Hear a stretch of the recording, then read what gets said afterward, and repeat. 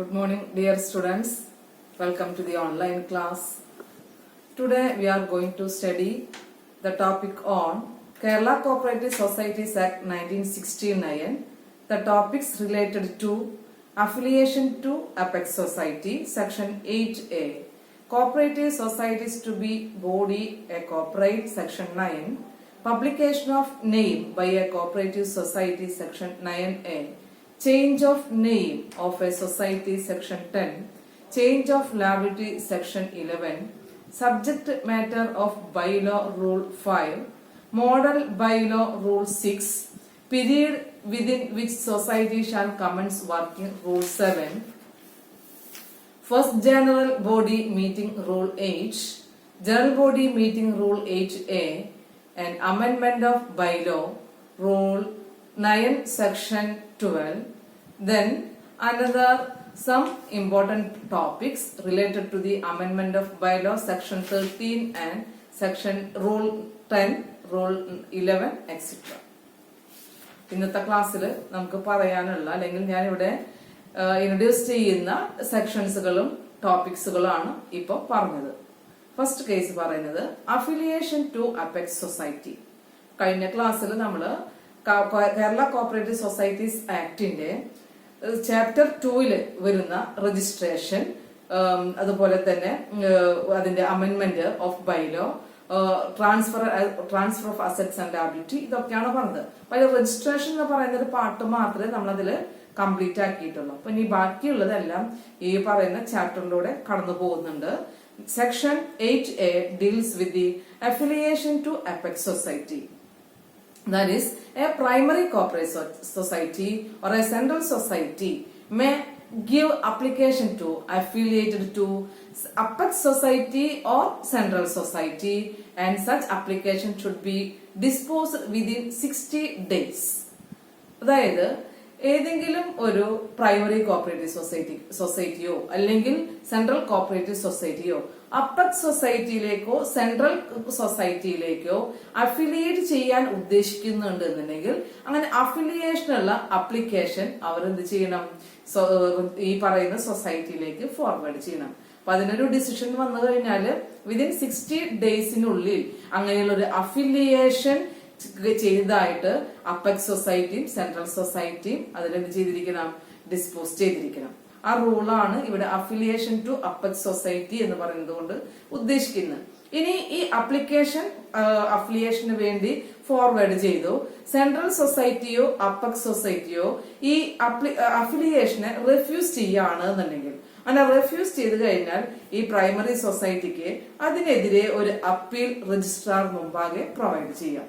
അങ്ങനെ അപ്പീൽ കൊടുക്കാനുള്ള ഒരു ഡേറ്റ് ആണ് പറയുന്നത് within such an order, within 13 days from the date of such an order or refusal. എന്നാണോ റെഫ്യൂസ് ചെയ്തിട്ടുള്ളത് ആ ഓർഡർ പറഞ്ഞു 30 ദിവസത്തിനകം രജിസ്ട്രാർക്ക് ഈ പറയുന്ന സൊസൈറ്റിക്ക് അപ്പീൽ പ്രൊവൈഡ് ചെയ്യാവുന്നതാണ്. അങ്ങനെ അപ്പീൽ കിട്ടിക്കഴിഞ്ഞാൽ രജിസ്ട്രാർ എന്ത് ചെയ്യണം? Within 60 days the registrar should dispose the affiliation of the society. ഇങ്ങനെ ഒരു അപ്പീൽ കിട്ടിക്കഴിഞ്ഞാല് രജിസ്ട്രാർ ആണ് ഇനി എന്ത് ചെയ്യുന്നത്? അഫിലിയേഷനുമായി ബന്ധപ്പെട്ടുള്ള പ്രോസസ്സിംഗ് ചെയ്യുന്നത്. 60 ദിവസത്തിനുള്ളിൽ ഈ അഫിലിയേഷനുമായി ബന്ധപ്പെട്ടുള്ള കാര്യങ്ങളെല്ലാം കംപ്ലീറ്റ് ചെയ്തിരിക്കണം. ഇതാണ് അഫിലിയേഷൻ പറയുന്നത്. ഫസ്റ്റ് കേസ് പറഞ്ഞത് അഫിലിയേഷൻ ചെയ്യാനുള്ള റൈറ്റ് പ്രൈമറി സൊസൈറ്റിക്കും സെൻട്രൽ സൊസൈറ്റിക്കും ഉണ്ട്. ഏതെങ്കിലും സെൻട്രൽ സൊസൈറ്റീസുകളിലോ സെൻട്രൽ കോഓപ്പറേറ്റീവ് ആവാം, അല്ലെങ്കിൽ ഡിസ്ട്രിക്ട് കോഓപ്പറേറ്റീവ് ആവാം, അപ്പെക്സ് അല്ലെങ്കിൽ സ്റ്റേറ്റ് കോഓപ്പറേറ്റീവ് ആകാം. അങ്ങനെയുള്ള സൊസൈറ്റിയിലേക്ക് പ്രൈമറി ലെവലിലുള്ള സൊസൈറ്റികൾക്ക് അഫിലിയേഷൻ കൊടുക്കാവുന്നതാണ്. അപ്പൊ അങ്ങനെ അഫിലിയേഷൻ കൊടുക്കണമെന്നുണ്ടെങ്കിൽ ഒരു അപ്ലിക്കേഷൻ ഫോർവേഡ് ചെയ്യണം. അപ്ലിക്കേഷൻ കിട്ടിക്കഴിഞ്ഞാൽ ഈ അപ്പെക്സ് സൊസൈറ്റി അല്ലെങ്കിൽ സെൻട്രൽ സൊസൈറ്റീസുകള് 60 ദിവസത്തിനുള്ളിൽ അതിനുള്ള തീരുമാനം അറിയിക്കണം, അഫിലിയേഷൻ ചെയ്തതായിട്ട് അറിയിക്കണം. അഫിലിയേഷൻ ചെയ്തില്ല എന്നുണ്ടെങ്കിൽ അഫിലിയേഷൻ ചെയ്യാത്തതിന്റെ ആ റെഫ്യൂസൽ കിട്ടി 30 ദിവസത്തിനകം രജിസ്ട്രാർക്ക് വേണ്ടി രജിസ്ട്രാറുടെ മുമ്പാകെ ഒരു അപ്പീൽ ഇവർക്ക് സമർപ്പിക്കാം. അപ്പീൽ കിട്ടിക്കഴിഞ്ഞാല് 60 ദിവസത്തിനകം അതിനുള്ളിലുള്ള ഡിസിഷൻസുകൾ registrar ചെയ്തിരിക്കേണ്ടതാണ്. Okay, another section 9 deals with the cooperative society to be body corporate. After getting the registration certificate, the registered society becomes an artificial person. It gets a legal status. It has a common seal. It has a perpetual succession. As a person or individual does an activity, that activity should be done. Can be done by a society because it is an artificial person after getting the registration. Registration ചെയ്തു കഴിഞ്ഞാൽ ഒരു cooperative society എന്ന് പറഞ്ഞു കഴിഞ്ഞാൽ ആ സൊസൈറ്റിക്ക് ഒരു legal status ആണ്. അപ്പൊ ലീഗൽ സ്റ്റാറ്റസ് കിട്ടുക എന്ന് പറഞ്ഞു കഴിഞ്ഞാൽ ആ സൊസൈറ്റിക്ക് ലീഗൽ കപ്പാസിറ്റി എൻഫോഴ്സിബിലിറ്റി ആണ്. ഒരു വ്യക്തിക്ക് എന്തെല്ലാം ചെയ്യാൻ കഴിയോ അതെല്ലാം സൊസൈറ്റി എന്ന പേരിൽ അവർക്ക് ചെയ്യാനായിട്ട് കഴിയും. അപ്പൊ സൊസൈറ്റിക്ക് ചെയ്യാനായിട്ട് it has the capacity to hold the assets. It has the capacity to enter the contract. It can institute and defend against other person, suit against other persons. This type of activities done by a society act as an other individual person does. അതായത് സൊസൈറ്റിക്ക് സ്വന്തമായിട്ട് ഒരു other person third പാർട്ടിയുമായിട്ട് contract enter ചെയ്യാം, അസറ്റ്സുകൾ hold ചെയ്യാനുള്ളതായിട്ടുണ്ട്, legal proceedings ചെയ്യാം. അവർക്ക് സ്വന്തമായിട്ടൊരു സക്സഷനും കോമൺ സീലൊക്കെ ഉണ്ടാകുമ്പോൾ ഇതിനുള്ള എല്ലാ റൈറ്റും രജിസ്റ്റർ ചെയ്യുന്നതോടുകൂടെ കോപ്പറേറ്റീവ് സൊസൈറ്റിക്ക് അവൈലബിൾ ആണ്. That is deals in section 9. Then next പറയുന്നത് section 9A. That is publication of name by a cooperative society. A cooperative society shall affix or paint its name, its register number, its address of the society in front of the office or outside of the office in a vernacular language or in English language. സൊസൈറ്റിയുടെ name എന്നാണോ register ചെയ്ത register number, then അതിന്റെ address, ഇതെല്ലാം ഒരു ബോർഡില് സൊസൈറ്റിയുടെ ഫ്രണ്ടിൽ തന്നെ എന്ത് ചെയ്തിരിക്കണം, പതിച്ചിരിക്കണം. ഒന്നുകിൽ അത് ഫിക്സ് ചെയ്തിരിക്കണം, അല്ലെങ്കിൽ ബോർഡിൽ അത് എഴുതി അവിടെ ചുമരിൽ എഴുതി പതിപ്പിച്ചിരിക്കണം. അത് എവിടെയൊക്കെയാണ് ആ സൊസൈറ്റിയുടെ സ്ഥാപനം ഉള്ളത്, ഇനി ബ്രാഞ്ചസുകൾ ഉണ്ടെങ്കിൽ ആ ബ്രാഞ്ചസ് ആയിട്ടുള്ള സ്ഥലങ്ങളിൽ എവിടെയൊക്കെയാണോ ബിസിനസ് ഓപ്പറേഷൻ സൊസൈറ്റി ചെയ്യുന്നത് അവിടെ എല്ലാം ഈ പറയുന്ന രജിസ്റ്റർ നമ്പറും അതുപോലെ തന്നെ registered address and name of the society should be fixed outer side of the office or any place where the business of society is carried on. That is deals in section 9A. അതിൽ കൂടെ വേറൊരു പോയിന്റും കൂടെ section 9A പറയുന്നുണ്ട്.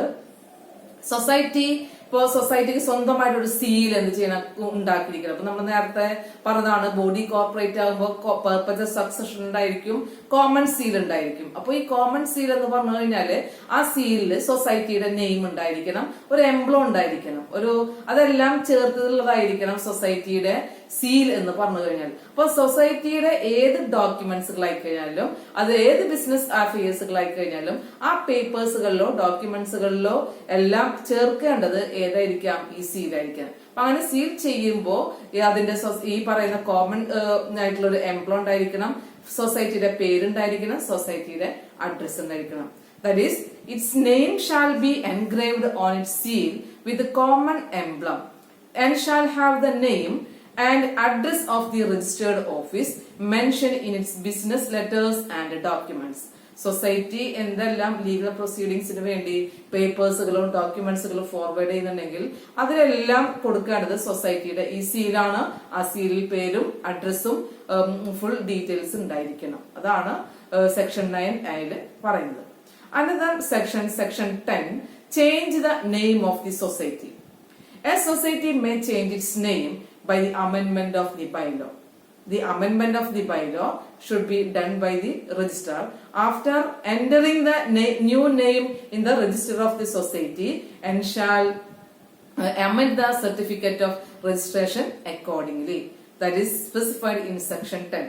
പേര് മാറ്റാനുള്ള right ഉണ്ട് സൊസൈറ്റിക്ക്. എന്ത് ചെയ്യാം, സൊസൈറ്റിയുടെ പേരിൽ എന്തെങ്കിലും ചേഞ്ചസുകൾ ഉണ്ടെന്നുണ്ടെങ്കിൽ ചേഞ്ച് ചെയ്യണമെന്നുണ്ടെങ്കിൽ ബൈലോ എന്ത് ചെയ്യണം, അമെന്റ്മെന്റ് ചെയ്യണം. അപ്പൊ അമെന്റ്മെന്റ് ചെയ്യണമെന്നുണ്ടെങ്കിൽ അത് രജിസ്ട്രാർക്ക് ഫോർവേഡ് ചെയ്യണം. രജിസ്ട്രാർ ഏതാണോ പുതിയ പേരെന്നുണ്ടെങ്കിൽ സൊസൈറ്റിയുടെ രജിസ്റ്ററിൽ, കോപ്പറേറ്റീവ് സൊസൈറ്റിയുടെ രജിസ്റ്ററിൽ അതിന്റെ പേര് ചേർത്ത് വെക്കും. അതേസമയം ആ രജിസ്ട്രേഷൻ സർട്ടിഫിക്കറ്റ് ഇപ്പൊ പേര് മാറി, അപ്പൊ സൊസൈറ്റിയുടെ രജിസ്ട്രേഷൻ സർട്ടിഫിക്കറ്റിൽ അതിന്റെ പേര് എന്ത് ചെയ്തിരിക്കണം, മാറ്റിയിരിക്കണം. അതിന് അപ്പൊ അമെന്റ്മെന്റ് ചെയ്തിരിക്കണം. അപ്പൊ ആ അമെന്റ്മെന്റഡ് ആയിട്ടുള്ള രജിസ്ട്രേഷൻ സർട്ടിഫിക്കറ്റ് രജിസ്ട്രാർ പ്രൊവൈഡ് ചെയ്യും. That is section 10. Section 10 deals with a society may change its name by an amendment of bylaw, and the new name should be entered by the registrar in the register of the society and shall amend the registration certificate also. Another point, section 11. Section 11 deals with the change of liability. നമുക്കറിയാം സൊസൈറ്റിയുടെ bylaw എന്ന് പറഞ്ഞു കഴിഞ്ഞാല് ബൈലോയില് liability, area of operation, object and purpose of the society ഇതെല്ലാം എഴുതിയിരിക്കണം. അപ്പൊ ഈ പറയുന്ന ലാബിലിറ്റി എന്ന് പറഞ്ഞു കഴിഞ്ഞാല് ലാബിലിറ്റിയില് എന്ത് ടൈപ്പുള്ള ചേഞ്ചസ് വരികയാണെന്നുണ്ടെങ്കിലും ആ ചേഞ്ചസുകളെല്ലാം അമെന്റ്മെന്റ് ഓഫ് ദി ബൈലോയിലൂടെ മാത്രമേ എന്ത് ചെയ്യാൻ പറ്റുള്ളൂ, ലാബിലിറ്റി ചേഞ്ച് ചെയ്യാനും പറ്റുള്ളൂ. That deals in the section 10. Section 11. A society may change its liability in a form or extent of the liability. ഒന്നുകിൽ ഇപ്പൊ അൺലിമിറ്റഡ് ലാബിലിറ്റി, ലിമിറ്റഡ് ആയിട്ട് മാത്രമേ ലാബിലിറ്റി എന്ത് ചെയ്യാൻ, ലാബിലിറ്റികൾക്ക് മാത്രമേ സൊസൈറ്റി രജിസ്റ്റർ ചെയ്യാൻ പറ്റുള്ളൂ. KCS ആക്ട് അനുസരിച്ച് കൊണ്ട് കേരള കോപ്പറേറ്റീവ് സൊസൈറ്റീസ് ആക്ട് 1969 ഒരു കോപ്പറേറ്റീവ് സൊസൈറ്റി രജിസ്റ്റർ ചെയ്യണമെന്നുണ്ടെങ്കിൽ അവിടെ ലാബിലിറ്റി എന്തായിരിക്കണം, ലിമിറ്റഡ് ലാബിലിറ്റി ആയിരിക്കണം. നമ്മൾ കഴിഞ്ഞ ക്ലാസ്സിൽ അത് പറഞ്ഞതാണ്. അപ്പൊ ലിമിറ്റഡ് ആയിട്ടുള്ള ഈ ലാബിലിറ്റിയിൽ എന്തെങ്കിലും തരത്തിലുള്ള ചേഞ്ചസുകൾ വരുത്തണമെന്നുണ്ടെങ്കിൽ the amendment of bylaw should be done after giving notice to the creditors and members of the society. എങ്ങനെ ചെയ്യേണ്ടത്, മെമ്പേഴ്സിനും ക്രെഡിറ്റേഴ്സിനും പ്രോപ്പർ ആയിട്ടുള്ള നോട്ടീസ് നൽകിയതിനു ശേഷം ബൈലോ അമെന്റ്മെന്റ് ചെയ്തിട്ട് മാത്രമേ ലാബിലിറ്റിയിൽ ചേഞ്ച് ചെയ്യാനായിട്ട് പാടുള്ളൂ. നെയിമിൽ ചേഞ്ച് ചെയ്യണമെങ്കിൽ ഇങ്ങനെയുള്ള പ്രൊസീജിയർ ഒന്നുമില്ല. അമെന്റ്മെന്റ് ഓഫ് ബൈലോ മാത്രമേ ഉള്ളൂ. ബൈലോയിൽ ഒരു ചെറിയ മാറ്റം വരുത്തുക അല്ലെങ്കിൽ അങ്ങനെ ഒരു നിയമം പാസ്സാക്കുക. പക്ഷെ ലാബിലിറ്റിയിൽ ചേഞ്ച് വരുത്തണമെന്നുണ്ടെങ്കിൽ പ്രൊസീജിയേഴ്സുകൾ കൂടുതലാണ്. ആദ്യമായിട്ട് തന്നെ അമെന്റ്മെന്റ് ഓഫ് ബൈലോ നടത്തിയിരിക്കണം. അത് അമെന്റ്മെന്റ് ചെയ്യണമെന്നുണ്ടെങ്കിൽ തന്നെ എല്ലാ മെമ്പേഴ്സിനും ക്രെഡിറ്റേഴ്സിനും നോട്ടീസ് പ്രൊവൈഡ് ചെയ്യണം. ഈ നോട്ടീസ് കിട്ടിയതിനു ശേഷം 2 മാസത്തിനകം ഈ ക്രെഡിറ്റേഴ്സിനും അതുപോലെ തന്നെ മെമ്പേഴ്സിനും അവരുടെ ഡിപ്പോസിറ്റുകളോ അല്ലെങ്കിൽ അവരുടെ ഷെയറുകളോ ഉണ്ടെന്നുണ്ടെങ്കിൽ അവർക്ക് എന്തെങ്കിലും എമൗണ്ടുകൾ അവിടെ സൊസൈറ്റിയിൽ നിന്ന് കിട്ടാനുണ്ടെങ്കിൽ അതെല്ലാം വിഡ്രോ ചെയ്യാനുള്ള റൈറ്റ് അവർക്ക് ഈ 2 മാസത്തിനകം ഉണ്ടായിരിക്കും. ഈ 2 മാസത്തിനകം അത് ചെയ്തിരിക്കണം എന്നുള്ളതാണ് റൂള്. അതാണ് പറയുന്നത്, A member or a creditor shall have an option to withdraw shares, deposits or loan during a period of 2 months from the date of the service of the notice. Then amendment of the bylaw changing the liability shall not registered or take effect until the assent of the members or creditors.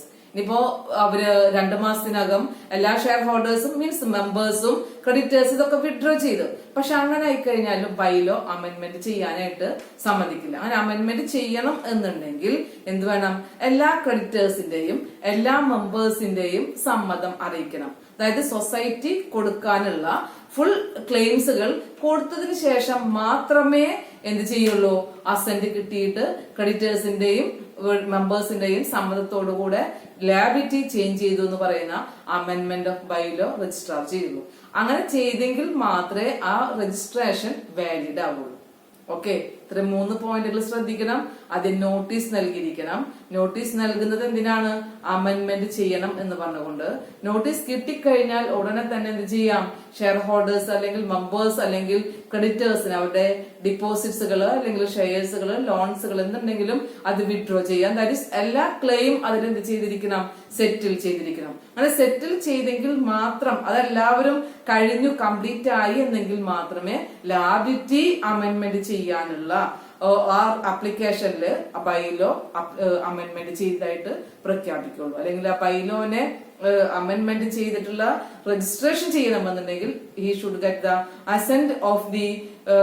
assent from the creditors and members after the claim is completed by the society. Another point, Rule 5. Rule 5 പറയുന്നത് subject matter of the bylaw. എന്താണ് ഒരു ബൈലോയിൽ പറയുന്ന subject matter? നമുക്കറിയാം, bylaw എന്ന് പറഞ്ഞു കഴിഞ്ഞാൽ ഒരു cooperative സൊസൈറ്റിയെ സംബന്ധിച്ച് അതിന്റെ കോൺസ്റ്റിറ്റ്യൂഷൻ ആണ് മോസ്റ്റ് ഇമ്പോർട്ടന്റ് ആയിട്ടുള്ള ഡോക്യുമെന്റ് ആണ്. നമ്മൾ രജിസ്റ്റർ ചെയ്യണമെന്നുണ്ടെങ്കിൽ തന്നെ the proposed bylaw should not be contrary to the provisions of the Act and Rules of 1969. അങ്ങനെ പറഞ്ഞിട്ടുള്ളത് അല്ലെ. ബൈലോ എന്താകാനായിട്ട് പാടില്ല, ആക്ട് ആൻഡ് റൂൾസിന് വിപരീതമാകാനായിട്ട് പാടില്ല. അതായത് ബൈലോ ആണ് ആ സൊസൈറ്റിയുടെ നിലനിൽപ്പിന് ആധാരം. അതിലെന്താണോ പറഞ്ഞത് അത് മാത്രമേ സൊസൈറ്റി റൺ ചെയ്യാനായിട്ട് പാടുള്ളൂ. That is, the bylaw of a cooperative society is akin to the memorandum of association of company. ഒരു കമ്പനിയുടെ മോസ്റ്റ് ഇമ്പോർട്ടന്റ് ആയിട്ടുള്ള ഡോക്യുമെന്റ് ആണ് ഏത്? Memorandum of association and articles of association. ഇതുപോലെ തന്നെയാണ് ഒരു സൊസൈറ്റിയെ സംബന്ധിച്ച് ബൈലോ എന്ന് പറഞ്ഞു കഴിഞ്ഞാൽ നിയമാവലി, അതാണ് അതിന്റെ ടേം. ആ നിയമാവലിയിലാണ് എല്ലാ കാര്യങ്ങളും എഴുതിയിരിക്കുന്നത്. അപ്പൊ എന്തൊക്കെയാണ് ബൈലോയിൽ കണ്ടന്റ്സ് എന്നുള്ളതാണ് നമ്മൾ ഇനി പറഞ്ഞത്. The bylaw should contain the object of the society, name and address of the society, object of the society, area of operation of the society, then capital structure of the society, members list, that is the admission of the members and allocation of the shares, disposal of the net profit, list of the board of directors, then privileges and rights of the members, maximum borrowing power of the directors and individuals, etc. Then other matters related to the administration and management affairs and business of the society should be contained in the bylaw. 3 പോയിന്റ്സുകൾ involved ആയിരിക്കണം, content ആയിട്ട് അതിൽ ഉണ്ടായിരിക്കണം. എന്തൊക്കെ ഉണ്ടായിരിക്കണം? Main ആയിട്ടുള്ള അതിന്റെ aim and objectives, പേരും അഡ്രസ്സും ഉണ്ടായിരിക്കണം. സൊസൈറ്റിയുടെ ഏരിയ ഓഫ് ഓപ്പറേഷൻ എങ്ങനെയായിരിക്കണം, ക്യാപിറ്റൽ സ്ട്രക്ചർ, എത്ര മെമ്പേഴ്സ് അഡ്മിറ്റ് ചെയ്തിട്ടുണ്ട്, ആ മെമ്പേഴ്സിന്റെ അഡ്മിഷനിൽ തന്നെ എത്ര ആളുകളുടെ ഷെയർസുകളാണ്, എന്താ അതിന്റെ അലോക്കേഷൻ ഓഫ് ഷെയർസ് എങ്ങനെയാണ്, ദെൻ പ്രോഫിറ്റ് ഉണ്ടെങ്കിൽ ഡിസ്ട്രിബ്യൂട്ട് ചെയ്യുന്നത് എങ്ങനെയാണ്, ബോർഡ് ഓഫ് ഡയറക്ടേഴ്സ് ആരൊക്കെയാണ്, ബോർഡ് ഓഫ് ഡയറക്ടേഴ്സിനെ എങ്ങനെ തെരഞ്ഞെടുത്തു, ദെൻ ബോർഡ് മീറ്റിംഗ് അല്ലെങ്കിൽ ജനറൽ മീറ്റിംഗ് എങ്ങനെ കൺവീൻ ചെയ്യുന്നു, ദെൻ പിന്നെ പറയുന്നത് പ്രിവിലേജസ് ആണ്, മെമ്പേഴ്സിന് എന്തെല്ലാം റൈറ്റ്സും പ്രിവിലേജസുകളും ഉണ്ട് എന്നുള്ളത്. ദെൻ സൊസൈറ്റിക്ക് ഇനി ഏതെങ്കിലും ഫണ്ടുകൾ ബോറോ ചെയ്യുന്നുണ്ടെങ്കിൽ ഗവൺമെന്റിൽ നിന്നോ അതർ സോഴ്സുകളിൽ നിന്നൊക്കെ ചെയ്യാനുണ്ടെങ്കിൽ അതിനുള്ള മാക്സിമം ബോറോയിങ് പവർ സൊസൈറ്റിക്ക് എത്രയാണ്, അതേസമയം ഇൻഡിവിജ്വൽ സൊസൈറ്റിയിൽ നിന്ന് ലോൺസുകള് അഡ്വാൻസുകൾ അങ്ങനെയൊക്കെ വാങ്ങിക്കാം. അപ്പൊ ഓരോ ഇൻഡിവിജ്വൽ മെമ്പേഴ്സിനും എത്ര എമൗണ്ട് വരെ ബോറോയിങ് ചെയ്യാം, ആ ഒരു മാക്സിമം എമൗണ്ടും ഏതിൽ പറഞ്ഞിരിക്കണം, ബൈലോയിൽ പറഞ്ഞിരിക്കണം. ഇത്ര മാത്രമല്ല, സൊസൈറ്റിയുടെ മാനേജ്മെന്റുമായി അഡ്മിനിസ്ട്രേഷനുമായി റിലേറ്റഡ് ആയിട്ടുള്ള എന്തെല്ലാം മാറ്റേഴ്സുകൾ ഉണ്ടോ ആ മാറ്റേഴ്സ്, സൊസൈറ്റിയുടെ ബിസിനസ് റിലേറ്റഡ് ആയിട്ട് വരുന്ന സബ് മാറ്റേഴ്സ് എന്തെല്ലാം, ആ മാറ്റേഴ്സുകളൊക്കെ അടങ്ങുന്നതാണ് ബൈലോയുടെ സബ്ജക്ട് മാറ്റർ എന്ന് പറഞ്ഞു കഴിഞ്ഞാൽ. That is the provision of the bylaw does not contrary to the provisions of the act and rules of 1969. നമ്മൾ പഠിക്കുന്ന ആക്ട് ഏതാണ്? കേരള കോഓപ്പറേറ്റീവ് സൊസൈറ്റീസ് ആക്ട് ആണ്. അപ്പൊ കേരള കോഓപ്പറേറ്റീവ് സൊസൈറ്റീസ് ആക്ടിന്റെ സെക്ഷൻ 13A പ്രകാരം അതിന് വിപരീതമായിട്ടുള്ള ഒരു പ്രൊവിഷൻസുകളും നമ്മുടെ ബൈലോയിൽ ഉൾപ്പെടുത്താനായിട്ട് പാടില്ല. അങ്ങനെ ഉൾപ്പെടുത്തിയെന്നുണ്ടെങ്കിൽ ഏതെങ്കിലും ഒരു പ്രൊവിഷൻ വന്നു എന്നുണ്ടെങ്കിൽ ഇതെന്ത് ചെയ്യും, അതിന്റെ ബൈലോയിനെന്നല്ല രജിസ്റ്റർ ചെയ്യുന്നതിന് നമ്മുടെ രജിസ്ട്രാർ റിഫ്യൂസ് ചെയ്യും. അതാണ് പറയുന്നത്, the provision of the bylaw should not be contrary to the provisions of the act and rules under section 13A. That is, underline the point, that should be underlined.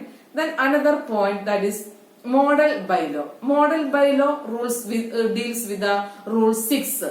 ഞാൻ കഴിഞ്ഞ ക്ലാസ്സിൽ രജിസ്ട്രേഷനുമായി related ആയിട്ട് പറയുമ്പോൾ ഒരു bylaw make ചെയ്യണം എന്ന് പറഞ്ഞു അല്ലെ. അപ്പൊ ബൈലോ മേക്ക് ചെയ്യാനായിട്ട് സൊസൈറ്റികളാണ് അത് ചെയ്യേണ്ടത്. പക്ഷെ മോഡൽ ബൈലോ ആര് പ്രൊവൈഡ് ചെയ്യും? നമ്മുടെ രജിസ്ട്രാർക്ക് പ്രൊവൈഡ് ചെയ്യാം. അതായത് രജിസ്ട്രാർ ഒരു സൊസൈറ്റിയുടെ ഒരു ബൈലോ നിർമ്മിച്ചു വെച്ചിട്ടുണ്ട്, അതൊരു മോഡലാണ്. നമുക്ക് അതിന്റെ ഒരു സ്പെസിമെൻ നോക്കിക്കൊണ്ട് എന്ത് ചെയ്യാം, ഒരു ബൈലോ അതിന് ചില മാറ്റങ്ങളൊക്കെ വരുത്തിക്കൊണ്ട് നമുക്കത് ആക്സെപ്റ്റ് ചെയ്യാം. നമ്മുടെ സൊസൈറ്റിയിലേക്ക് അത് എന്ത് ചെയ്യാം, ഇംപ്ലിമെന്റ് ചെയ്യാം. അങ്ങനെ ചെയ്യാം എന്ന് പറയുന്ന ഒരു റൂളാണ് റൂൾ 6 പറയുന്നത്.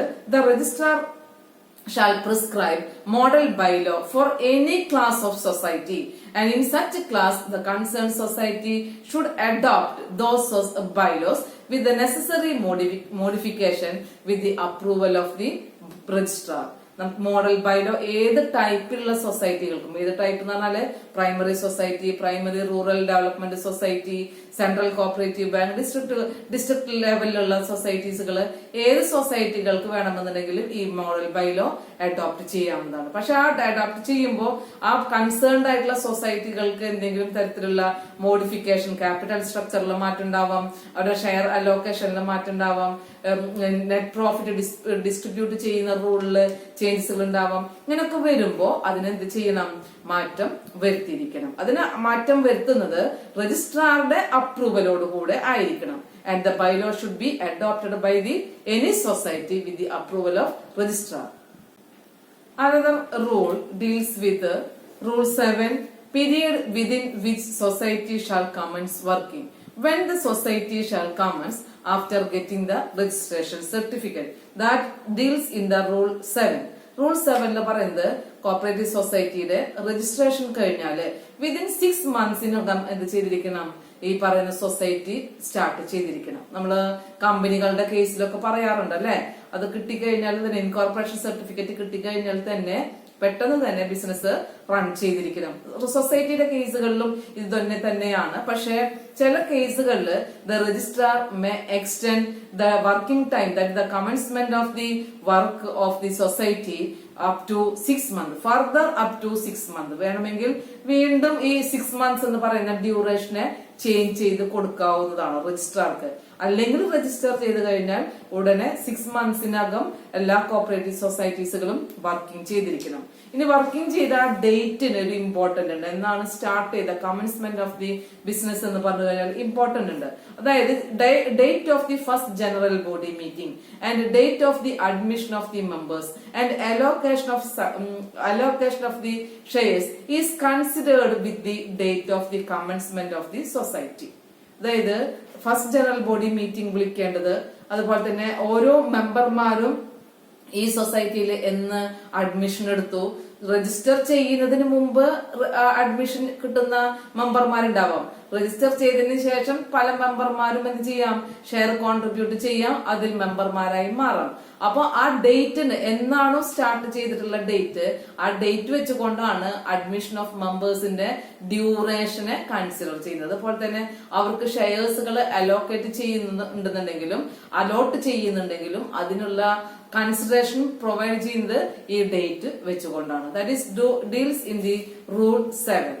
Another one, first general body meeting, Rule 8. Rule 8 deals with the first general body meeting. ആരാ ആദ്യമായിട്ടുള്ള ജനറൽ ബോഡി മീറ്റിംഗ് കൺവീൻ ചെയ്യേണ്ടത്? നമുക്കറിയാം, ഞാൻ കഴിഞ്ഞ ക്ലാസ്സിൽ രജിസ്ട്രേഷനുമായി റിലേറ്റഡ് ആയിട്ട് പറഞ്ഞതാണ്. ഒരു സൊസൈറ്റി ഓർഗനൈസ് ചെയ്യാനായിട്ട് ഇനീഷ്യേഷൻ എടുത്ത് വരുന്ന ആളുകൾ പ്രൊമോട്ടേഴ്സ് ആണ്. അപ്പോ ചീഫ് പ്രൊമോട്ടർമാർ അല്ലെങ്കിൽ ആ പ്രൊമോട്ടേഴ്സിന്റെ കമ്മിറ്റി രജിസ്ട്രേഷൻ ചെയ്യുന്നത് വരെയുള്ള കംപ്ലീറ്റ് വർക്കുകൾ അവരാ ചെയ്യുന്നത്. ഇനി രജിസ്റ്റർ ചെയ്ത് കഴിഞ്ഞാൽ 3 മാസം വരെയുള്ള ബിസിനസ് റൺ ചെയ്യുന്ന ഡീലിങ്സുകളും ആരെന്നായിരിക്കും അഡ്മിനിസ്റ്റർ ചെയ്യുന്നത്? ഈ പ്രൊമോട്ടേഴ്സ് തന്നെയാണ്. അപ്പൊ ഈ ചീഫ് പ്രൊമോട്ടറിനാണ് എന്ത് ചെയ്യാനുള്ള റൈറ്റ് എന്നല്ല, ചെയ്യേണ്ടത് ആരാണ്? Chief promoter. First general body meeting shall be convened by the chief promoter within the 3 months from the date of the registration. Registration ചെയ്ത് കഴിഞ്ഞാൽ 3 monthsനകം ആദ്യത്തെ ജനറൽ ബോഡി മീറ്റിംഗ് കൺവീൻ ചെയ്തിരിക്കണം. If the chief promoter does not willing or he refuses or he failed in the convening of the first general body meeting, the registrar may appoint other person. ഇനി convene ഇയാൾ ചെയ്യുന്നില്ല, chief promoter ഇത് first general body meeting വിളിച്ച് ചേർക്കുന്നില്ല എന്നുണ്ടെങ്കിൽ രജിസ്ട്രാർക്ക് എന്ത് ചെയ്യാം?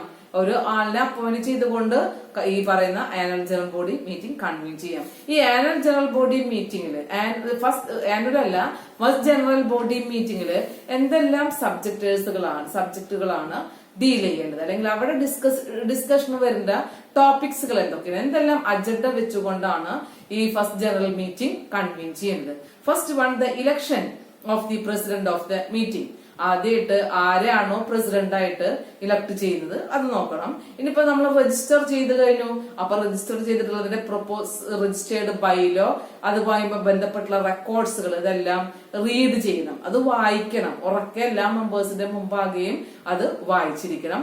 നെക്സ്റ്റ് എന്ന് പറഞ്ഞു കഴിഞ്ഞാല് അഡ്മിഷൻ ഓഫ് ദി മെമ്പേഴ്സ്. ഇനി പുതിയതായിട്ട് ആരെങ്കിലും അഡ്മിറ്റ് ചെയ്തിട്ടുണ്ടെങ്കിൽ ആ മെമ്പേഴ്സിനെ കുറിച്ച്, ഷെയർസ് എത്രമാത്രം അവർക്ക് അലോട്ട് ചെയ്തിട്ടുണ്ട് എന്നുണ്ടെങ്കിൽ അതിനെ കുറിച്ച്, considering the transaction in connection of made by the chief promoter. ഇപ്പൊ സൊസൈറ്റി സ്റ്റാർട്ട് ചെയ്തിട്ട് 3 മാസമായി, രജിസ്ട്രേഷൻ കഴിഞ്ഞിട്ട് ആദ്യമായിട്ടുള്ള ജനറൽ ബോഡി മീറ്റിംഗ് ആണ്. അപ്പൊ അതുവരെയുള്ള ബിസിനസ്സുകളെല്ലാം ആരാ ചെയ്തിട്ടുള്ളത്? പ്രൊമോട്ടേഴ്സ് ആണ്. അപ്പൊ പ്രൊമോട്ടേഴ്സ് ചെയ്തിട്ടുള്ള ട്രാൻസാക്ഷനെ കുറിച്ചുള്ള ഇൻഫർമേഷൻസുകൾ പറയണം. ഇനി ആ വർഷത്തെ ബഡ്ജറ്റ് ആ ജനറൽ ബോഡി മീറ്റിംഗിലാണ് പാസ്സാക്കേണ്ടത്. ഇത്രയും മാറ്റേഴ്സ്. ഇനി അത് മാത്രമല്ല, അതർ മാറ്റേഴ്സ് എന്തെങ്കിലും ഉണ്ടെന്നുണ്ടെങ്കിൽ അതിനെ കുറിച്ചുള്ള ഡിസ്കഷനും ഫസ്റ്റ് ജനറൽ ബോഡി മീറ്റിംഗിലാവും. First general body meeting shall be convened by the chief promoter. If the chief promoter does not convene, the auditor shall authorize another person. In the first general body meeting, the subject matters like the admission of the member, allotment of the shares, transaction made by the chief promoter, and other matters like the election and president of the meeting, then passing of the budget should be discussed in the first meeting. Another one, general body meeting rule 8A. അപ്പൊ നമുക്ക് meeting convene ചെയ്യേണ്ടത് ആരാണെന്ന് അറിഞ്ഞു? Chief promoter ആണ്. അപ്പൊ chief promoter എന്ത് ചെയ്യണം? ഈ മീറ്റിംഗ് കൺവീൻ ചെയ്യാനായിട്ട് നോട്ടീസ് നൽകിയിരിക്കണം. Notice should be given to all members within the date from the at least all members at least 15 clear days before the meeting is happen. Meeting convene ചെയ്യുന്നതിന്റെ അല്ലെങ്കിൽ എന്നാണോ meeting വിളിച്ചു ചേർക്കുന്നത് അതിന്റെ 15 ദിവസം മുമ്പായിട്ട് എല്ലാ മെമ്പേഴ്സിനും നോട്ടീസ് നൽകിയിരിക്കണം. അപ്പൊ നോട്ടീസ് നൽകേണ്ട മാതൃക എങ്ങനെയാണ്? ഒന്നെങ്കിൽ ഇൻഡിവിജ്വൽ ആയിട്ട് കൊടുക്കാം, അല്ലെങ്കിൽ ബൈ പോസ്റ്റ് ആയിട്ട് കൊടുക്കാം. എങ്ങനെയാണോ കൊടുക്കേണ്ടതെന്നുണ്ടെങ്കിൽ എല്ലാ മെമ്പേഴ്സിനും അത് നൽകിയിരിക്കണം. 15 ഡേയ്സിനുള്ളിലാണ് നൽകിയിരിക്കേണ്ടത്. ഇനി ചില കേസുകളിൽ ജനറൽ ബോഡി മീറ്റിംഗ് കൺവീൻ ചെയ്യണതായിട്ട് നോട്ടീസ് നൽകണം, പക്ഷെ അതിന് ഈ അർജൻസി ആയിട്ടുള്ള കേസുകളൊക്കെ ഉണ്ടാവും. അങ്ങനെയുള്ള സിറ്റുവേഷൻസുകളൊക്കെ വരികയാണെങ്കിൽ ഈ ക്ലിയർ 15 ഡേയ്സിന്റെ ആവശ്യമില്ല. The urgent meeting should be convene after giving the notice with not less than the clear 15 days. 15 ദിവസമൊന്നും ആവണമെന്നില്ല, അതിനേക്കാൾ താഴെയുള്ള ദിവസങ്ങളൊക്കെ വെച്ചുകൊണ്ട് തന്നെ ജനറൽ ബോഡി മീറ്റിംഗ് കൺവീൻ ചെയ്യാവുന്നതാണ്. പക്ഷെ നോട്ടീസ് നൽകണം എന്നുള്ളത് കമ്പൽസറി ആണ്.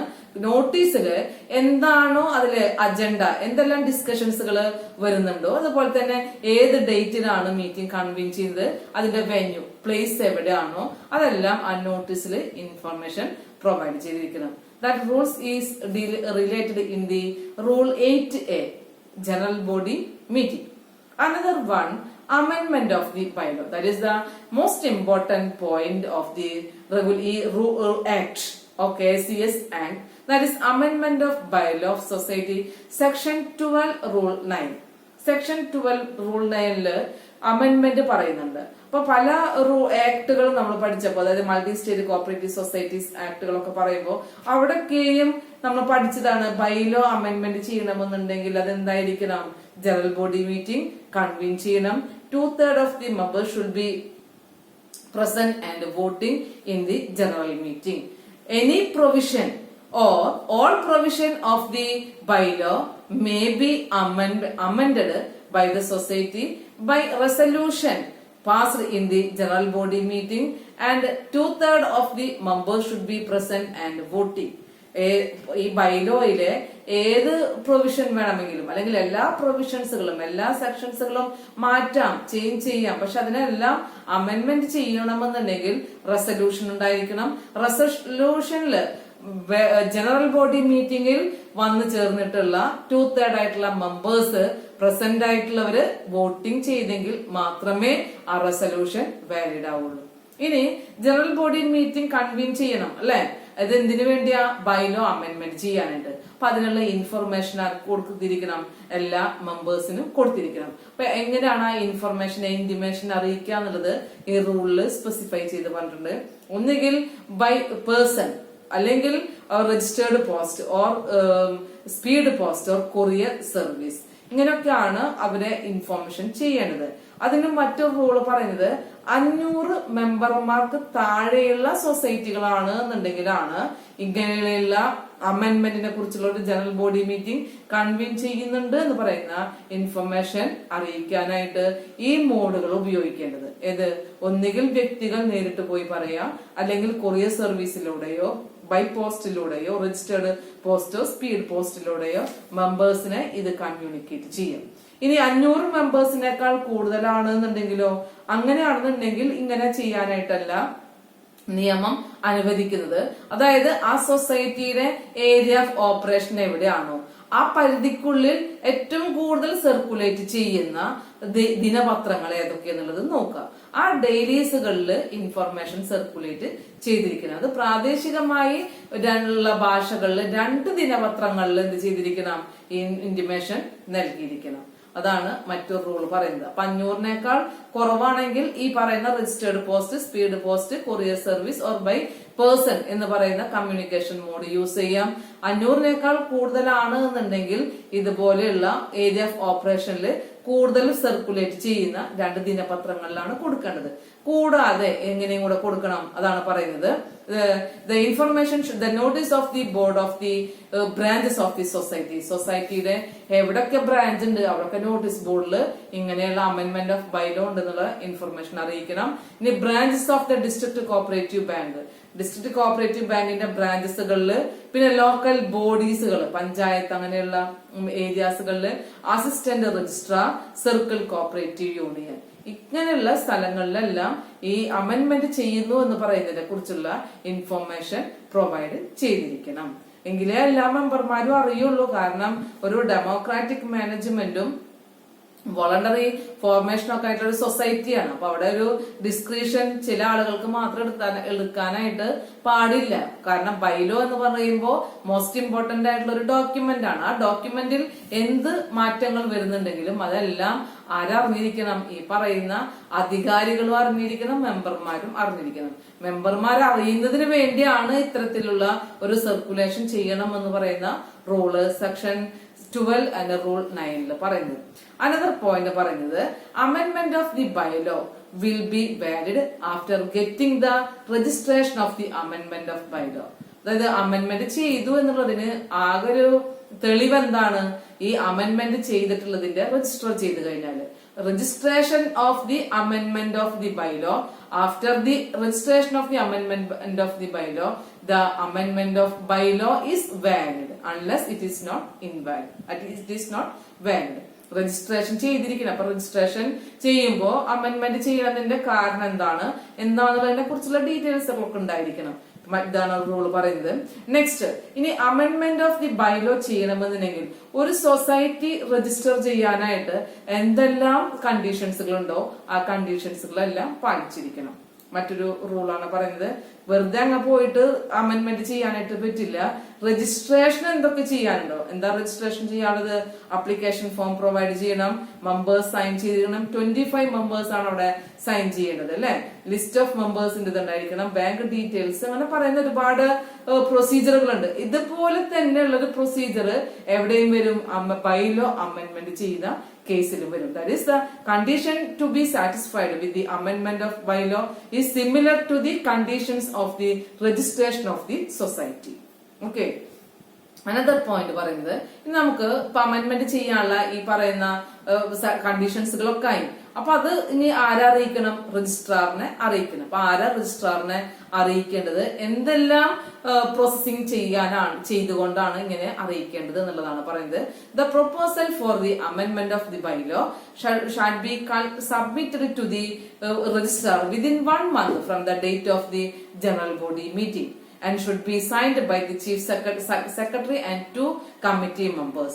The proposal shall be accompanied by, അതായത് ജനറൽ ബോഡി മീറ്റിംഗില് ബൈലോ അമെന്റ്മെന്റ് ചെയ്യാമെന്നുള്ള തീരുമാനം കിട്ടി 1 മാസത്തിനകം ചീഫ് സെക്രട്ടറിയും അതർ കമ്മിറ്റി മെമ്പേഴ്സും സൈൻ ചെയ്തുകൊണ്ടുള്ള ഒരു ആപ്ലിക്കേഷൻ ഫോം, പ്രൊപ്പോസ്ഡ് ആയിട്ടുള്ള ബൈലോയുടെ ഒരു ഫോർമാറ്റും കൂടായിട്ട് രജിസ്ട്രാർക്ക് അത് സബ്മിറ്റ് ചെയ്തിരിക്കണം. ഇനി അത് മാത്രമല്ല, താഴെ പറയുന്ന 2 കാര്യങ്ങൾ കൂടെ അതിൽ എന്ത് ചെയ്തിരിക്കണം, എൻക്ലോസ് ചെയ്തിരിക്കണം. ആ പോയിന്റ്സുകളാണ് പറയുന്നത്. A copy of the relevant bylaw in force അതായത് ഇപ്പൊ നിലവില് എന്താണ് ഒരു ബൈലോ ഉള്ളത്, ഈ ഉള്ള ബൈലോയിലാണ് നമ്മൾ മാറ്റം വരുത്താൻ ഉദ്ദേശിക്കുന്നത്. അപ്പൊ നിലവിലുള്ള ബൈലോ ഏതാണ്, എന്തുകൊണ്ടാണ് ഇതിൽ മാറ്റം വരുത്താനായിട്ട് ഉദ്ദേശിക്കുന്നത്. With the അമെൻമെന്റ് and proposal together with reason justifying such an അമെൻമെന്റ്. ഇപ്പൊ ലിയാബിലിറ്റിയിൽ ചേഞ്ച് ചെയ്യണം, ക്യാപിറ്റൽ സ്ട്രക്ചറിൽ ചേഞ്ച് ചെയ്യണം, അല്ലെങ്കിൽ ഡിസ്പോസൽ ഓഫ് നെറ്റ് പ്രോഫിറ്റിൽ ചേഞ്ച് ചെയ്യണം, ബോറോയിങ് പവറിൽ ചേഞ്ച് ചെയ്യണം. ഇതൊക്കെ ബൈലോയിൽ വരുന്ന മാറ്ററുകളാണ് അല്ലെ. അപ്പൊ അവിടെ നമുക്ക് ചേഞ്ച് ചെയ്യുന്നതിന്റെ കാരണങ്ങൾ എന്താണ്, അതുകൊണ്ട് എന്തൊക്കെ ഇഫക്റ്റുകൾ ഉണ്ടായിരിക്കും, അത് അവിടെ കാണിച്ചിരിക്കണം. ആ ഒരു റെലവന്റ് ഇൻഫർമേഷനോട് കൂടെയാണ് രജിസ്ട്രാർക്ക് അത് സബ്മിറ്റ് ചെയ്യുന്നത്. Number 1 point is that A copy of the relevant bylaw in force. ഇപ്പൊ നിലവിലുള്ള ബൈലോ വിത്ത് അമെൻമെന്റ്. എന്താണ് ഈ മാറ്റം വരുത്താൻ ഉദ്ദേശിക്കുന്നത്, മാറ്റം വരുത്തുന്നതിന്റെ കാരണം അതിനോടുകൂടെ അക്കമ്പനിഡ് ചെയ്തിരിക്കണം. Another point 4 copies of the text of the bylaw. അതായത് ഉള്ള ബൈലോന്റെ തന്നെ 4 കോപ്പികൾ.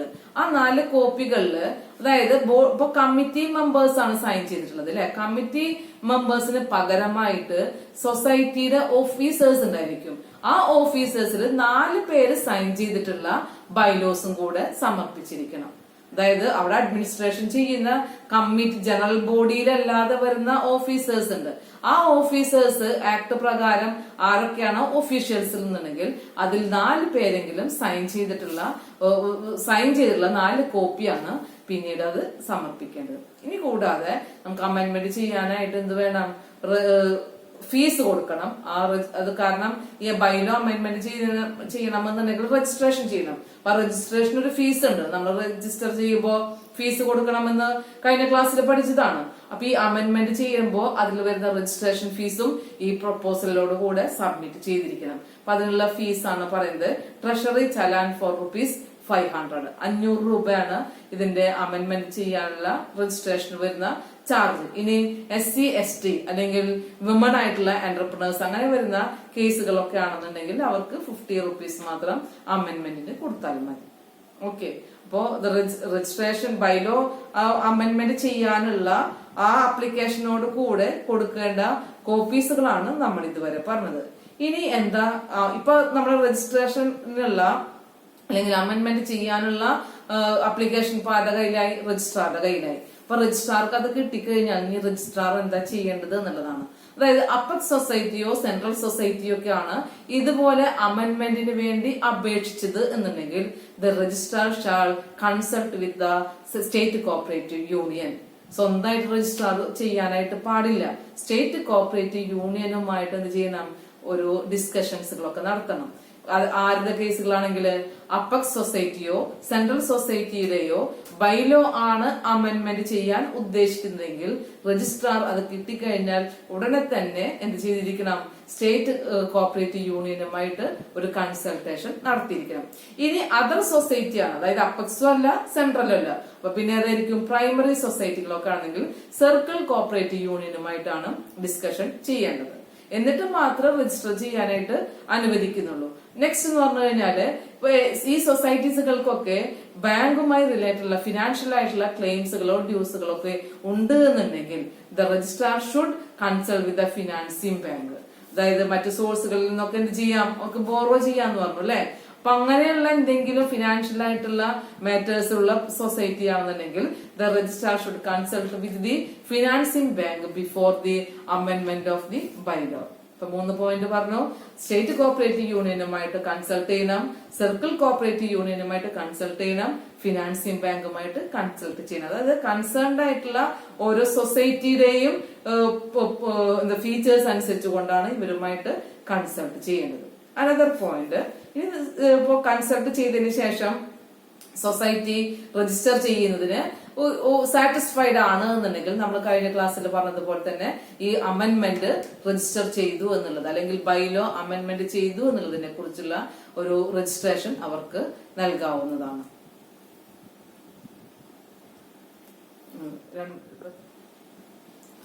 After the amendment of the bylaw, the registrar shall forward the copy of registered amendment and registration certificate duly signed by and sealed by him. Satisfied ആയി കഴിഞ്ഞാല് register ചെയ്തു, രജിസ്ട്രേഷന്റെ സർട്ടിഫിക്കറ്റും ഏതാണോ amendment ചെയ്തത് അതിന്റെ കോപ്പിയും കൂടെ സൊസൈറ്റിക്ക് കൊടുത്തിരിക്കണം. അപ്പൊ അതില് രജിസ്ട്രാർ സൈൻ ചെയ്തിരിക്കണം, സീൽ ചെയ്തിരിക്കണം. ഇനി ഇൻ കേസ് റെഫ്യൂസ് ചെയ്തു എന്നുണ്ടെങ്കിൽ റെഫ്യൂസ് ചെയ്തതിന്റെ ഓർഡർ എന്താണോ അതിന്റെ കാരണം എന്നുണ്ടെങ്കിൽ റെഫ്യൂസ് ചെയ്തു എന്ന് പറയുന്നതിന്റെ ഓർഡർ ആ ഓർഡർ ഡേറ്റ് മുതൽ വിതിൻ 7 daysനുള്ളിൽ ഇൻഫർമേഷൻ സൊസൈറ്റിയെ അറിയിച്ചിരിക്കണം. സൊസൈറ്റിക്ക് എന്തായാലും രജിസ്ട്രേഷൻ ചെയ്യണമല്ലോ. അപ്പോൾ അതിൽ റെഫ്യൂസൽ ഉണ്ടാവാം. റെഫ്യൂസൽ വന്നു കഴിഞ്ഞാൽ ആ ഓർഡർ പാസ്സാക്കി കഴിഞ്ഞാൽ രജിസ്ട്രാർ 7 ദിവസത്തിനകം അത് കമ്മ്യൂണിക്കേറ്റ് ചെയ്തിരിക്കണം. ഇനി ഇങ്ങനെയുള്ള അപ്ലിക്കേഷൻ, അതായത് അമെന്റ്മെന്റ് ചെയ്യാനുള്ള ഒരു അപ്ലിക്കേഷൻ ഫോർവേഡ് ചെയ്തു. അങ്ങനെ ഫോർവേഡ് ചെയ്ത് കഴിഞ്ഞാൽ നമുക്കറിയാം വിതിൻ 90 daysനകത്ത് നമ്മുടെ രജിസ്ട്രാർ അത് ഡിസ്പോസ് ചെയ്തിരിക്കണം. അതിലുള്ള ഡിസിഷൻസുകൾ പ്രോസസ്സിംഗ് ചെയ്തിരിക്കണം. 90 ദിവസത്തിനകം അത് അമെന്റ്മെന്റ് ചെയ്തു എന്നുള്ളതും അമെന്റഡ് ബൈലോ രജിസ്റ്റർ ചെയ്തു എന്ന് പറയുന്നതും 90 daysനുള്ളിൽ കംപ്ലീറ്റ് ചെയ്തിരിക്കണം. ഇനി 90 daysനകം കംപ്ലീറ്റ് ചെയ്തിട്ടില്ല എന്നുണ്ടെങ്കിൽ അങ്ങനെയുള്ള ഇൻഫർമേഷൻ വെച്ചുകൊണ്ട് ഒരു റെപ്രസെന്റേഷൻ ചെയ്യാനുള്ള റൈറ്റ് ആർക്കുണ്ട്? സൊസൈറ്റി മെമ്പേഴ്സിനുണ്ട്. അതൊന്നെങ്കിൽ രജിസ്ട്രാറിന്റെ മുമ്പാകെ ചെയ്യാം, അല്ലെങ്കിൽ ഗവൺമെന്റിന്റെ മുമ്പാകെ ഒരു റെപ്രസെന്റേഷൻ കൊടുക്കാം. ഇതുവരെ ഞങ്ങളുടെ ആപ്ലിക്കേഷൻ ഫോർവേഡ് ചെയ്തു, പ്രോസസിംഗ് നടന്നില്ല എന്ന് പറഞ്ഞുകൊണ്ട് ആരിനെ അറിയിക്കാം?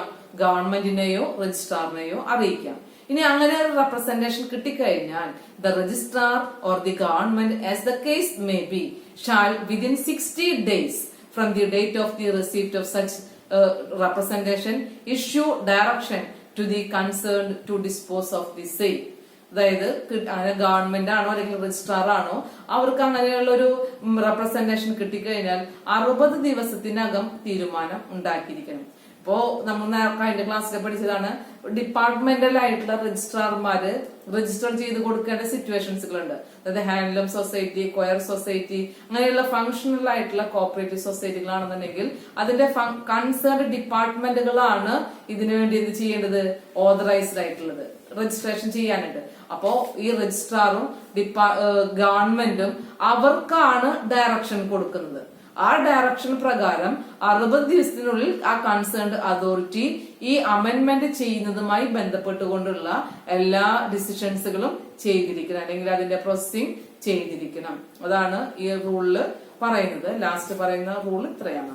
അതായത് രജിസ്ട്രേഷനുമായി അമെന്റ്മെന്റുമായി ബന്ധപ്പെട്ടുകൊണ്ട് ഒരുപാട് റൂൾസുകൾ പറയുന്നുണ്ട്. അമെന്റ്മെന്റ് ചെയ്യണമെന്നുണ്ടെങ്കിൽ 2/3 മെമ്പേഴ്സിന്റെ പെർമിഷൻ ഉണ്ടായിരിക്കണം. ഇനി ജനറൽ മീറ്റിംഗ് കൺവീൻ ചെയ്തിരിക്കണം. ജനറൽ മീറ്റിംഗ് കൺവീൻ ചെയ്യുമ്പോൾ അത് ഇന്റിമേറ്റ് ചെയ്യണം. ഇന്റിമേറ്റ് ചെയ്യുന്നതിനുള്ള റൂളുകളാണ് പറഞ്ഞത്. നമ്മൾ ഡയറക്റ്റ് കൊടുക്കണോ, അല്ലെങ്കിൽ പോസ്റ്റ് വഴി കൊടുക്കണോ, അല്ലെങ്കിൽ ന്യൂസ് പേപ്പറിൽ കൊടുക്കണോ എന്നുള്ളത്. അപ്പൊ ആ ഒരു റൂള് നമ്മുടെ ഓർമ്മയിൽ ഉണ്ടായിരിക്കണം. രജിസ്റ്റർ ചെയ്തെങ്കിൽ മാത്രമേ ബൈലോ രജിസ്റ്റർ അമെന്റ്മെന്റഡ് ആയിട്ടുള്ള ബൈലോ രജിസ്റ്റർ ചെയ്തെങ്കിൽ മാത്രമേ അത് വാലിഡ് ആവുള്ളൂ. രജിസ്റ്റർ അമെന്റ്മെന്റ് ചെയ്യാൻ ഉദ്ദേശിക്കുന്ന ബൈലോ എന്ന് പറയുന്നത് അത് രജിസ്ട്രാർക്ക് ചെയ്തിരിക്കണം, സബ്മിറ്റ് ചെയ്തിരിക്കണം. ആപ്ലിക്കേഷൻ ഫോം സബ്മിറ്റ് ചെയ്യണം. ചീഫ് സെക്രട്ടറിയും അതർ കമ്മിറ്റി മെമ്പേഴ്സും സൈൻ ചെയ്തിരിക്കണം.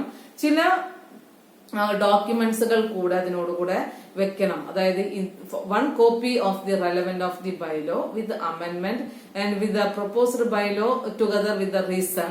Then 4 copies of the text of the bylaw as it would stand after the amendment signed by officers authorized in this behalf by the committee society and the challan received. ഇതൊക്കെ കിട്ടി രജിസ്ട്രാർക്ക് അപ്പക് society, central സൊസൈറ്റിയുടെ കേസിലൊക്കെ state cooperative യൂണിയനുമായിട്ട് consult ചെയ്യണം. Other സൊസൈറ്റികളുടെ കേസിലൊക്കെ ആണെന്നുണ്ടെങ്കിൽ circle cooperative യൂണിയനുമായിട്ടാണ് consult ചെയ്യേണ്ടത്. ഇനി financing ചെയ്തിട്ടുള്ള സൊസൈറ്റികളാണെങ്കിൽ finance ബാങ്കുകളുമായിട്ട് consultation ചെയ്തിരിക്കണം. ഇതെല്ലാം സാറ്റിസ്ഫൈഡ് ആണോ എന്നുണ്ടെങ്കിൽ രജിസ്ട്രാർക്ക് എന്ത് ചെയ്യാം? രജിസ്ട്രേഷൻ സർട്ടിഫിക്കറ്റ് ഇഷ്യൂ ചെയ്യാം. It should be forward to the concerned society after the registering the amendment of the bylaw. ഇനി റെഫ്യൂസ് ചെയ്യുന്ന കേസുകളൊക്കെ ആണെന്നുണ്ടെങ്കിൽ ആ റെഫ്യൂസൽ ഓർഡർ കിട്ടി 17 ദിവസത്തിനകം അത് കമ്മ്യൂണിക്കേറ്റ് ചെയ്തിരിക്കണം സൊസൈറ്റിയെ. സൊസൈറ്റിക്ക് 90 daysനകം അമെന്റ്മെന്റ് ചെയ്തിട്ടില്ല എന്നുണ്ടെന്നുണ്ടെങ്കിൽ ഒരു റെപ്രസെന്റേഷൻ ചെയ്യാനുള്ള, അതായത് റിമെമ്പർ ചെയ്തുകൊണ്ട് വീണ്ടും രജിസ്ട്രാറിന്റെ മുമ്പാകെ കാര്യം ബോധിപ്പിക്കാനുള്ള റൈറ്റ് ഉണ്ട്. That is the representation. ആ റെപ്രസെന്റേഷൻ കിട്ടി 60 daysനകം എന്ത് ചെയ്തിരിക്കണം? ഈ അമെന്റ്മെന്റ് ചെയ്തതായിട്ട് അതിന്റെ ആ ഒരു പ്രോസസ്സിംഗ് കംപ്ലീറ്റ് ചെയ്തിരിക്കണം. അതാണ് റൂൾ 9 സെക്ഷൻ 12 പറയുന്നത്. Second last, who when amendment of bylaw coming to for section 13 എന്ന് മുതലാണ് അമെന്റ്മെന്റ് ഓഫ് ബൈലോ എന്ന് പറഞ്ഞു കഴിഞ്ഞാല് നിയമപ്രാബല്യത്തിൽ വരിക? എന്ന് മുതലായിരിക്കും? രജിസ്റ്റർ ചെയ്ത ഡേറ്റ് മുതൽ. എന്നാണോ രജിസ്റ്റർ ചെയ്തതായിട്ട് ഈ രജിസ്ട്രാർ അതില് രജിസ്റ്ററിൽ എഴുതി വെച്ചിട്ടുള്ളത് എന്നുണ്ടെങ്കിൽ ആ ഡേറ്റ് മുതൽ. അപ്പൊ ഞാൻ നേരത്തെ പറയാൻ വിട്ടുപോയ ഒരു കേസാണ്, ഫോം 4ലാണ് അമെന്റ്മെന്റ് ഓഫ് ദി ബൈലോ ചെയ്ത് കഴിഞ്ഞാല് രജിസ്ട്രാർ ആ രജിസ്റ്ററിൽ റെക്കോർഡ് ചെയ്ത് വെക്കുക. ഫോം 4ലാണ്. അപ്പൊ നമ്മൾ പല ഫോമുകൾ പഠിച്ചു. ഫോം 1 എന്ന് പറഞ്ഞാല് അപ്ലിക്കേഷൻ ഫോർ രജിസ്ട്രേഷൻ, ഫോം 2 എന്ന് പറഞ്ഞു കഴിഞ്ഞാല് രജിസ്ട്രേഷൻ ആണ്. അടുത്തത് ഫോം 3 എന്ന് പറഞ്ഞു കഴിഞ്ഞാല് സർട്ടിഫിക്കറ്റ് ഓഫ് ദി രജിസ്ട്രേഷൻ ആണ്. ഫോം 4 എന്ന് പറഞ്ഞു കഴിഞ്ഞാൽ അമെന്റ്മെന്റ് ഓഫ് ദി ബൈലോ ആണ് ഉദ്ദേശിക്കുന്നത്. അപ്പൊ അങ്ങനെ രജിസ്റ്റർ ചെയ്തിട്ടുണ്ടെങ്കിൽ അത് എവിടെ രജിസ്റ്ററിൽ റെക്കോർഡ് ചെയ്തിരിക്കണം. That is manner of calling upon societies to make amend or bylaw. ഇപ്പോ സൊസൈറ്റി ഒന്നുകിൽ സൊസൈറ്റിയുടെ വോളണ്ടറി ആയിട്ടുള്ള ഡിസിഷൻ കൊണ്ട് എന്ത് ചെയ്യാം, ഈ പറയുന്ന അമെന്റ്മെന്റ് ചെയ്യാം. ചില കേസുകളിൽ രജിസ്ട്രാർ തന്നെ എന്ത് ചെയ്യാം, സൊസൈറ്റി മെമ്പേഴ്സിനെ കോൾ അപ്പോൺ ചെയ്തുകൊണ്ട് അവരെ വിവരം അറിയിച്ചുകൊണ്ട് അമെന്റ്മെന്റ് ചെയ്യാനായിട്ട് പറയാം. ചില കേസുകളിൽ ഇപ്പൊ റൂളുകളിലോ പ്രൊവിഷൻസുകളിലോ ഒക്കെ മാറ്റങ്ങൾ വരുമ്പോ ആ ഒരു മാറ്റം നമ്മുടെ ബൈലോയിലും ചേർത്തിരിക്കണം. അപ്പൊ അങ്ങനെ മാറ്റം ചേർത്തിരിക്കണമെന്നുണ്ടെങ്കിൽ ബൈലോനെ എന്ത് ചെയ്യണം, അമെന്റ്മെന്റ് ചെയ്യണം. അപ്പൊ അതിനു വേണ്ടി രജിസ്ട്രാർ തന്നെയാണ് കോൾ അപ്പോൺ ചെയ്യേണ്ടത്. That is rule 10 deals that when the registrar issues an order under section 12(5) requiring the society to amend its bylaw and shall be in the form 5, and notice calling for the representation thereon shall be in the form 6.